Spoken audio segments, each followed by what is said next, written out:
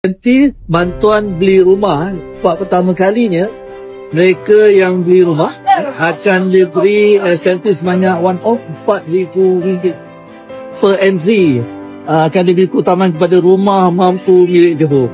Dan hari ini adalah hari yang ditunggu oleh bangsa Johor, di mana Yang Amat Berhormat Menteri Besar Johor Datuk Hafiz Gazi membentangkan Belanjawan 2026. InsyaAllah harapan saya sangat tinggi untuk Yang Berhormat meluluskan cadangan-cadangan di peringkat jabatan-jabatan saya.